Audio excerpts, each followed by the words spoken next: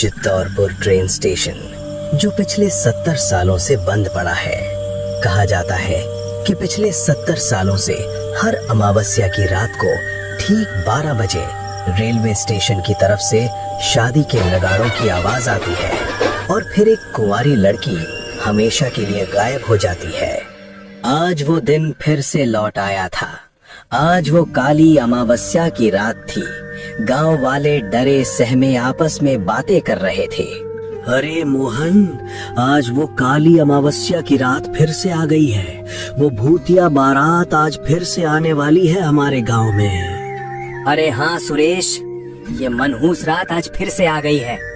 अब न जाने किसकी बेटी या फिर किसकी बहन इस गांव से आज हमेशा के लिए चली जाएगी।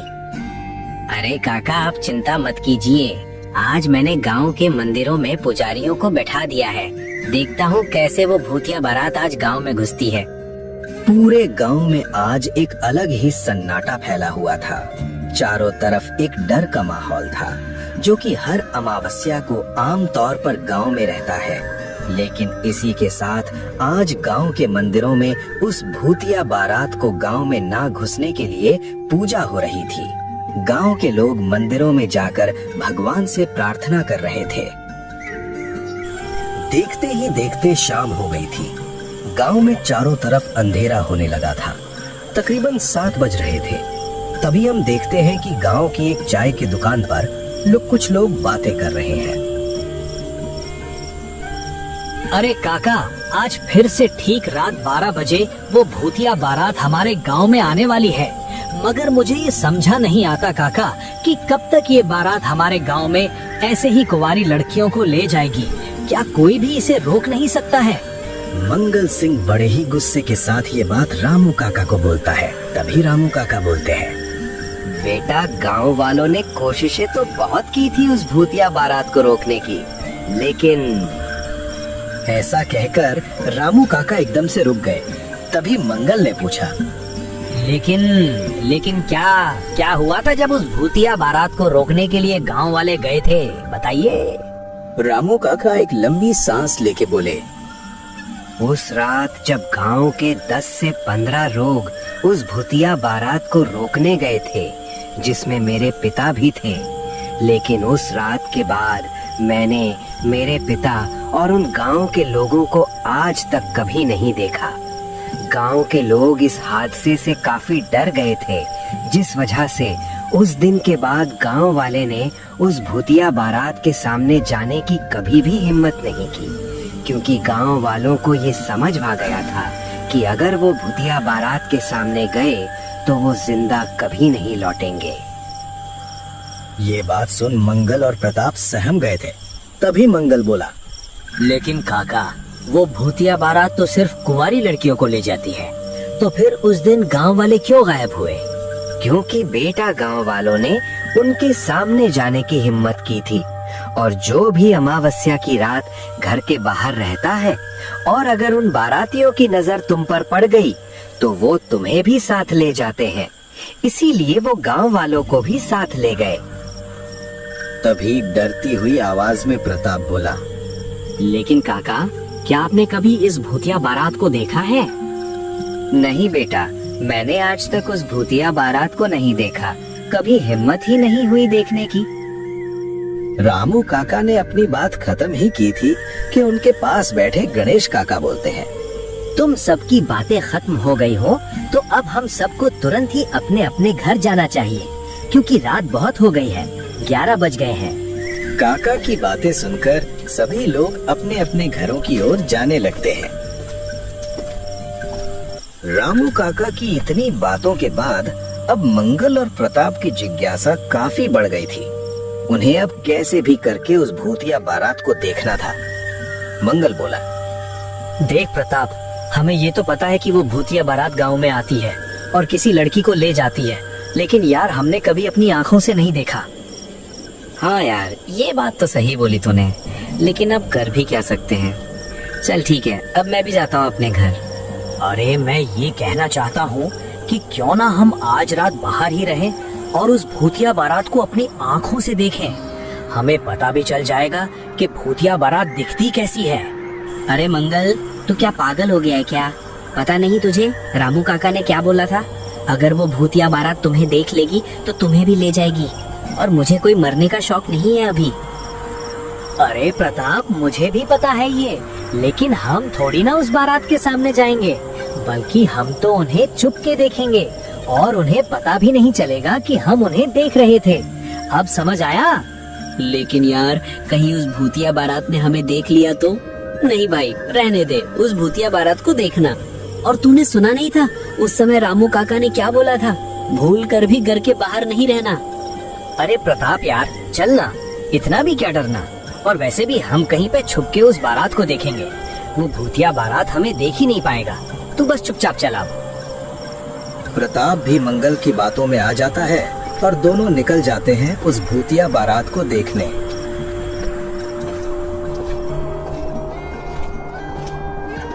वो दोनों एक पेड़ के पीछे जाके छुप जाते हैं और उस भूतिया बारात के आने का इंतजार करने लगते हैं।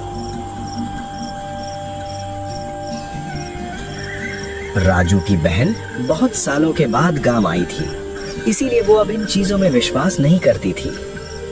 क्या भैया, आप सभी गांव के लोग अब भी उस भूतिया बारात के किस्सों को मानते हो? अब मैं बड़ी हो गई हूँ भैया, अब मैं इन भूतिया बातों को नहीं मानती, और आप भी इस अंधविश्वास से बाहर निकलो। अरे छोटी, ये कोई अंधविश्वास नहीं है, बल्कि अब भी वो भूतिया बारात हमारे गांव में आती है, और आज भी वो भूतिया बारात गांव में जरूर आएगी। और मैंने तुम्हें कितनी बार समझाया था कि जब अमावस्या की रात आने वाली हो तो गांव में मत आना, लेकिन तुम फिर भी गांव चली आई।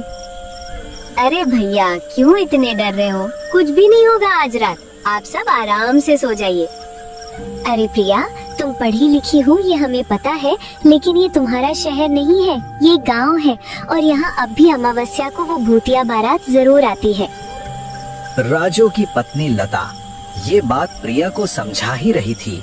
तभी हम देखते हैं कि रात के 12 बस अब बजने ही वाले थे। गांव के लोग अपनी बेटियों को लेकर अपने घरों के दरवाजे बंद करके बैठे थे। अरे राधा, 12 बज गए हैं, वो भूतिया बारात किसी भी वक्त गांव में आती ही होगी। हे भगवान, हमारी बेटी की रक्षा करना। तभी हम देखते हैं गांव में चारों तरफ एक अलग सी शांति फैल गई थी। रात अब बहुत डरावनी हो गई थी। कुत्तों ने अब भौंकना बंद कर दिया था।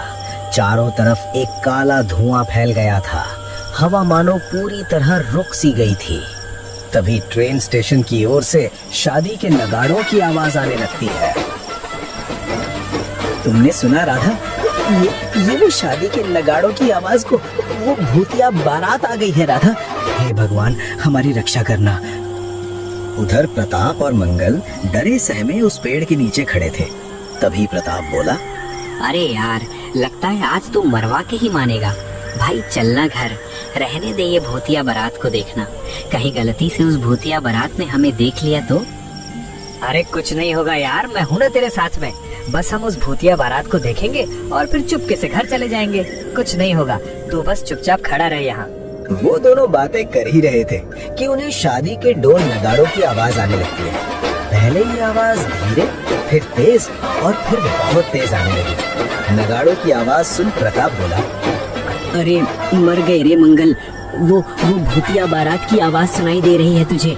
लगता है वो ट्रेन से निकल गई है और गांव की ओर बढ़ रही है। तभी हम देखते हैं कि सफेद धुएं से एक भूतिया बारात निकलकर गांव की तरफ बढ़ने लगती है। इस भूतिया बारात में किसी का पूरा शरीर झला हुआ था तो किसी का मुंह, और सबकी आंखें खून से भरी हुई थी। कोई नाच रहा था तो कोई नगाड़े बजा रहा था, और ऐसे ही ये बारात धीरे धीरे गांव की ओर लगातार बढ़ते जा रही थी। थोड़ी ही देर में ये भूतिया बारात गांव में आ जाती है। भूतिया बारात में सभी भूतों के चेहरे पर अब एक डरावनी हंसी आ गई थी। प्रताप और मंगल की नजर जब इस भूतिया बारात पर पड़ती है, तभी डरते हुए प्रताप बोलता है, मर गए रे मंगल, वो देख, वो भूतिया बारात गांव में आ गई। अरे बाप रे, है भगवान, बस आज के लिए बचा लो, फिर इस मंगल के साथ कभी न भटकूंगा ऐसे रात में। दोनों के दोनों ही उस भूतिया बारात को देखकर मानो वहीं जम जाते हैं। उनका शरीर उस भूतिया बारात को देखकर कांप रहा था। दोनों उस भूतिया बारात को देखकर बहुत ज्यादा डर जाते हैं। वो भूतिया बारात आज जाके रुकती है राजू के घर के आगे। वो भूतिया दूल्हा राजू के घर का दरवाजा तोड़कर राजू के घर में घुस जाता है। तभी राजू डरती हुई आवाज में बोला, नहीं, मैं अपनी बहन को तुम्हारे साथ हरगिज नहीं भेजने वाला, चाहे मुझे अपनी जान ही क्यों न देनी पड़े। मैं अपनी बहन को तुझे नहीं दूंगा। तुम्हारी बहन तो आज मेरे साथ जाएगी ही जाएगी। तुम में से कोई भी मुझे नहीं रोक सकता है, और अगर मुझे रोकने की कोशिश भी की तो तुम अपने जान से हाथ धो बैठोगे।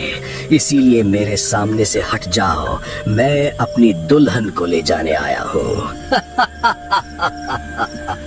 राजू और उसकी पत्नी जब उसके सामने से नहीं हटाते हैं तो वो भूतिया दूल्हा उन दोनों को मार देता है। और ये सब देखकर प्रिया जोर जोर से रोने लगती है, गिड़गिड़ाने लगती है, लेकिन फिर भी वो भूतिया दूल्हा उसकी एक भी नहीं सुनता है और उसे उठाकर अपने साथ रेलवे स्टेशन की ओर ले जाने लगता है। सभी भूतिया बाराती नाचते गाते अपनी बारात को स्टेशन की ओर ले जाने लगते हैं। जब ये बारात गांव से जा रही थी तब प्रताप और मंगल अब भी वही पेड़ के नीचे खड़े देख रहे थे। थोड़ी ही देर में वो बारात रेलवे स्टेशन पर पहुंच जाती है। तभी स्टेशन पर बहुत धुआं फैल जाता है, ऐसा धुआं जिसमें देखना भी मुश्किल था। तभी अचानक से कहीं से ट्रेन की हॉर्न की आवाज आती है और काले अंधेरे में से एक भूतिया ट्रेन आने लगती है। ये दृश्य प्रिया के लिए बहुत डरावना था। वो ट्रेन उस स्टेशन पर आकर रुक जाती है।